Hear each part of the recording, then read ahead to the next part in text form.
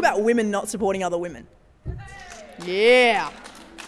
As Madeleine Albright said, there is a special place in hell for women who don't support women. You've got a whole little cordoned off section you can have to yourself. Now, it's interesting because in 2011, I was charged with the responsibility for developing a Women in Leadership program for a national non-profit. And in doing so, I didn't want to make assumptions about what that program should entail, so I gathered together some focus groups around the country. And I invited them first by anonymous survey and second by sort of discussion roundtables to contribute their thoughts and ideas. What amazed me was that in discussions with these groups, young women unanimously identified the challenges they face with women in the workplace as being the toughest situation they find to encounter and one of the biggest impediments to their success. To be clear, I'm not for a second painting all women with the same brush. I'm so blessed to have so many incredible female mentors in my life. And for the Melbourneites amongst you, you probably know Sally Capp and Jan Owen. A big shout out to them and all they've done for me. But what is interesting is this is not just anecdotal. In my own experience, this is definitely unprecedented in terms of the challenges I've faced from women as opposed to men. In fact, last year alone, I was knifed for an opportunity by one of my mentors, which was incredibly difficult to deal with.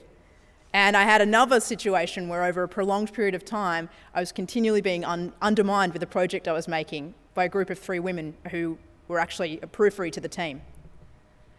Now, it's interesting, I'm not seeking at all the sympathy vote here, but how on earth can we aim to get ahead if the moment any of us are getting through the glass ceiling, we're turning around and siliconing the thing back up? That's not how we change the game. If we want to keep moving at a glacial pace, that's the way to keep doing it. And again, it's interesting in these sorts of discussions, we talk a lot about the male-female dynamic. Don't get me wrong, that is a huge part of the equation.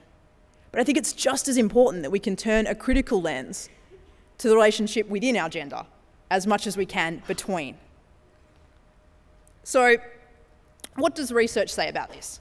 As I said, it's not just anecdotal, and I'm not seeking the sympathy vote. Ronan Keating told me in the early 90s that life's a roller coaster and you've got to ride it, and been on board that bandwagon ever since. Interestingly though, a 2007 survey by the Workplace Bullying Institute found that women were more likely to target women than men were to target men. Women were at 74%, men came out just at around 50%. Research suggests that women are particularly likely to bully each other when there's a close gap in age. So the lack of support for the sisterhood, and can we all please work on coming up with a better name than that? It's a bit like saying girl power, right? We've really got to work this out. But it's exacerbated by the comparative strength of the male-dominated networks. The boys' club is so strong.